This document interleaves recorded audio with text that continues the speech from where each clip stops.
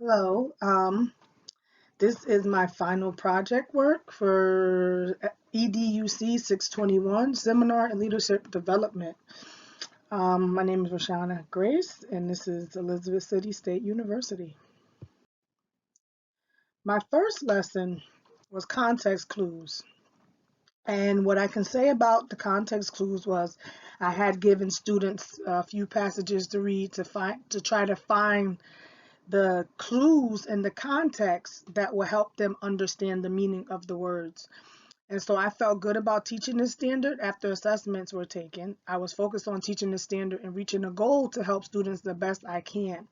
I felt good about this activity because I connected the content to students' interest. Okay. So that was really, really strength for me to be able to connect it to their interests and be able to find different passages and stuff that they're interested in, which had made them want to do the work.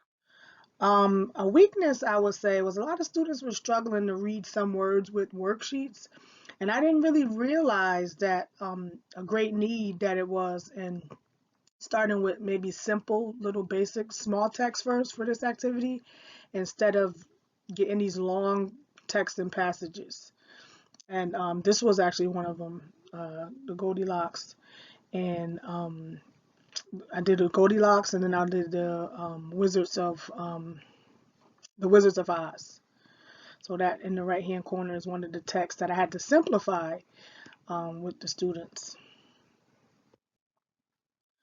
Lesson plan number 2 was determine the theme and how the speaker in the poem reflects upon the topic. So this particular lesson, I had, um, you know, had the students use maths, which I did fables and poems. So they had to actually read the poems and read the different fables and then match which one was it to the mat. And so this lesson grabbed the students' attention and it made it kind of really easy to teach, and it was very engaging with the students. So that was a big strength, how engaging I was with the students.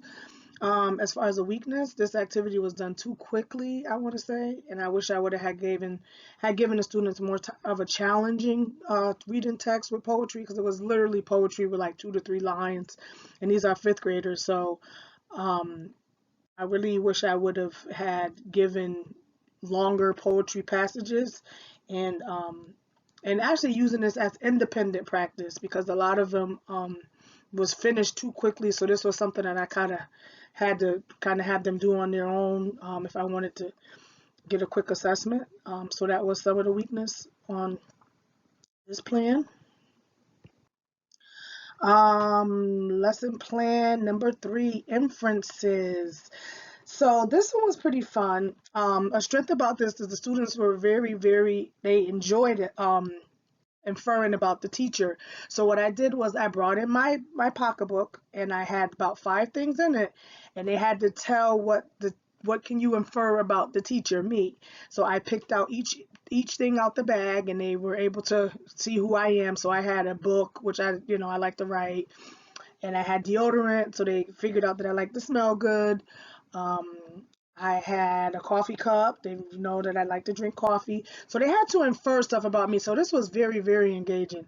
The weakness on this lesson is I would say that I wish I did a little bit more research on inferencing and actually having more time, because I could have did a lot more different passages and stuff and had them to actually really, really, really dig deep into this inferencing standard. Lesson plan number 4. I want to say reteaching math multiplication 2-digit by 3-digit numbers. I was very confident, even though my math, I said, oh, let me see, I know I can engage the students with math. And so I was actually very, very confident in having the students, with the reteaching and really breaking it down, and we're having them learn the place value, ones, tens, hundreds, thousands. So that was very good. And actually patience. I got to say, one of my strengths was gaining patience with this, because sometimes it can be, you have to have patience with math, to try to get all the numbers right and stuff. Um, so that I can say is one of my strengths, having patience with that. My weakness as I wasn't able to gather enough data on my students to really understand how they were struggling with basic math and math concepts. Again, when I had um, was with the fourth grade teacher, they were saying how, math is one of the very, very high struggling subjects for students. Math and reading, they struggle a lot. So um, if I would have had that previous data on how they struggled, I think this probably would have been a lot better for me. But knowing, they didn't, the math was, they were still on a third, fourth grade level math level, and this was fifth grade level. So knowing that the simple adding and subtracting, they was having a hard time with. So that was kind of a weakness because I didn't really get my data on them. So to be able to differentiate and maybe be able to, you know, do stuff a little bit on their level, maybe did like a group level, small group levels, and be able to put them in groups and group them according to data. And that was another thing. Data was my weakness on this one. My lesson plan 5, which I'm currently in. This is to compare and contrast, and I did this today with students. So students will compare and contrast two or more character settings or events in a story or drama, drawing on specific details in the text. So I was really kind of confident with the students on comparing and contrasting. There's a lot of things that you can tell them to compare and contrast. So we compared and contrast Mickey and Minnie. So what is the comparison of Mickey? One, they're both mouses, right? Contrast would be one is the male, one is the female. So I was very confident in the way I did it, in the way that we use the Venn diagrams. So if you look here on the slide, I have the Venn diagrams for the character setting and the events, and basically breaking down the things that I had did with students. So I was able to break it down, and I was very confident in teaching it. And I think I did very well with teaching this standard. As far as the students, they were struggling on how to kind of connect the character, how to really compare and contrast the character actually in the story in a setting. And so I had to make sure that I picked text that had like supporting words, like for comparing, both, similar, also. I also had to make sure I had text for contrasting words like however, different, differ. So the weakness was not connecting my text to the stuff that they know how to do or what they're used to or the words that they need help with to be able to connect to those two to compare and contrast. My final reflection, things I have learned throughout the course. I have learned I have to have an objective. Okay, I have to model my expectations. So expectations is high. I have to make sure that I hold high expectations for my students and also myself. um, Actively engage my students, so I make sure that my students was very active to engage them. So that was something that I definitely had learned along the way of the course. Being mobile, being there, being around students, holding these small groups, helping them more. Compliment positive behaviors and hard work. Good job, way to go, keep it going, don't give up. So, really learning those things as a leader to be able to reflect on the things that I do, in my profession as a teacher. That's what it really was. And I've really focused on different differentiation instruction for the students. So I grouped them. I did get a chance to put students in their own groups.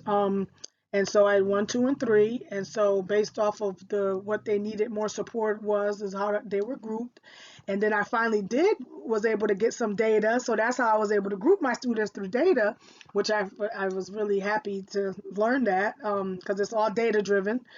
Um, and what I know I need to focus on is all the students and not just the challenging one, because what I can say is the students, like group 1 was my kind of lower performing group.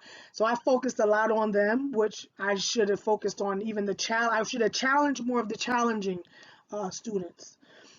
So I gravitated more towards them, and I should have really did it, broadly and wide. Not saying that I didn't work with the challenge students, but I wish I could have had gotten more because there was quite a few in the class that really knew the content, that really knew what they were doing.